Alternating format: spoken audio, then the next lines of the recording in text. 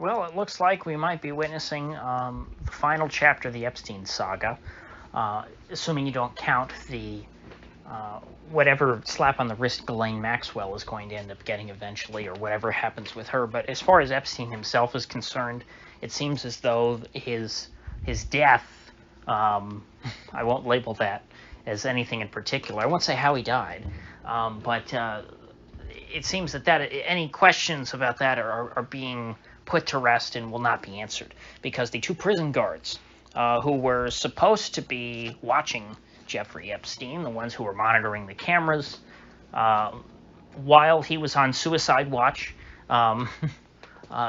when he ultimately died, the same two guards who supposedly lost the footage of what happened to Jeffrey Epstein. These surveillance cameras supposedly were not working at the time. These two have pled guilty to negligence, and they are going to get slaps on the wrist, like 100 hours of community service or something. And, I mean, I never expected them to get anything, but you would think that they would at least try and throw these folks under the bus a little bit. Not that it would have been right, obviously, if there was something more nefarious going on in the background. You know, it's not just the guards, the prison guards, who were the ones at fault. They would have been pawns in the whole thing. So I wouldn't have felt better had they thrown these guys under the bus and blamed Epstein's death on them and sent them to prison. But at the same time, seeing them not do that just shows what utter contempt our elites have for the ordinary Americans, and just how stupid they think we are, that they can do this and so flagrantly flaunt this to where they know that there's going to be no public backlash against this. They don't even need to feel like they have to scapegoat anybody for Epstein's death. They can just, let's say, let him die.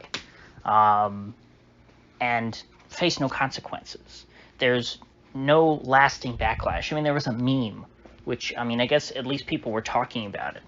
The whole Epstein didn't, you know what. But at the end of the day, it was nothing more than a meme. It was a joke. It was just sort of a brief part of popular culture, but it didn't lead to anything lasting or substantial. It didn't pressure the government to tell us the truth. Now, some people might try and still have some hope, because this slap on the wrist is sort of conditional.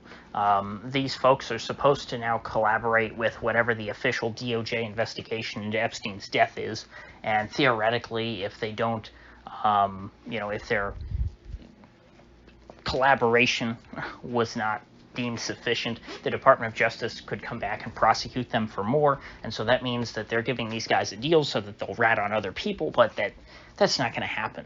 I mean, hell, Epstein died in prison while Donald Trump was president. And who did Donald Trump appoint to be the head of the Department of Justice, at the time, when Epstein was finally, somewhat being brought to justice reluctantly by the federal government? Who was the guy in charge of that again? Oh, yeah, it was somebody who was almost directly connected to Epstein, the son of the guy who gave Jeffrey Epstein his first job, William Barr. And so there was no chance of Epstein ever being brought to justice, or any of his, co-conspirators being exposed, even under Trump. So you think it's going to happen under Biden? It's just not happening.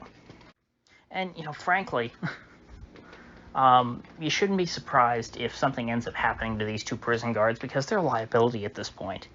I believe it was Epstein's old butler who first unveiled Epstein's little black book with all the names of everyone who had been on the Lolita Express. That guy ended up dead, or maybe he was a chef, but he was somebody who worked for Epstein very closely.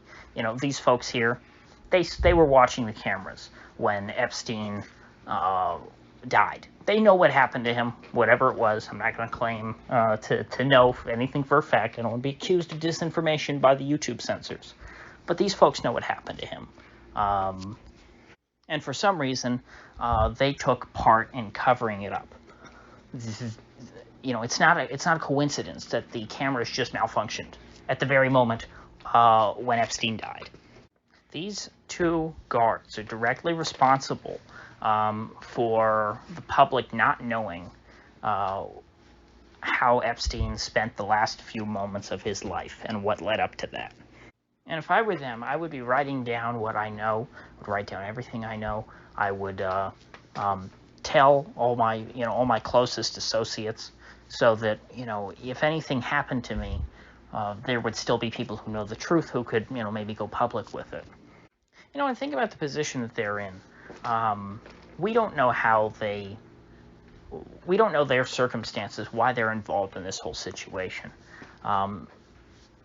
It may very well be that they were coerced into it.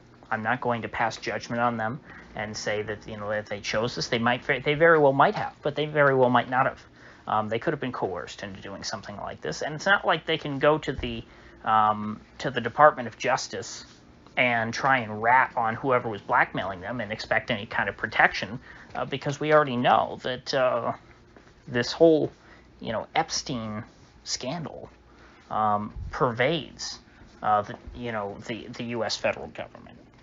Alex Acosta said as much, who also was a member of the Trump administration. I believe he was the labor secretary.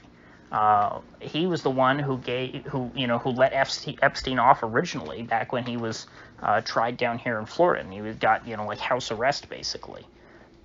He said that Epstein was owned by intelligence. Well, if that's the case, if the intelligence folks had anything to do with his death, since he was their asset,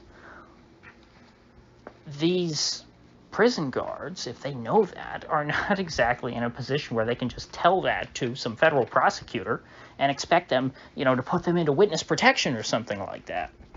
And even if they did, even if there were some good people at the Justice Department, which is assuming a lot, because I don't think that there are very many good people at the Justice Department, at least I've never heard of any, how would they be able to protect these folks from the people who got to Epstein?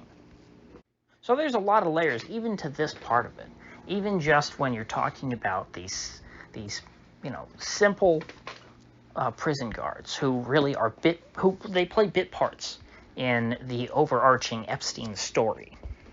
Frankly, I think the only thing that they could do at this point is just find someone with a massive platform, which certainly is possible these days with alternative media, and just lay it all out there, whatever you know, and try and make it so public to where if anything happens to you, it's just too obvious, to where you at that point would be an unabashed martyr for the truth.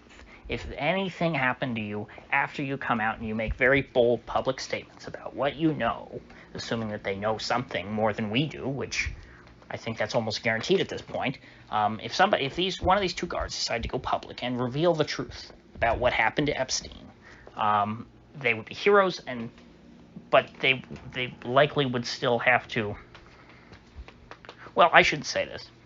I think that you could make the argument that if they went public, they would be even safer than they are now. Because right now, they're a total liability to whoever wanted Epstein dead.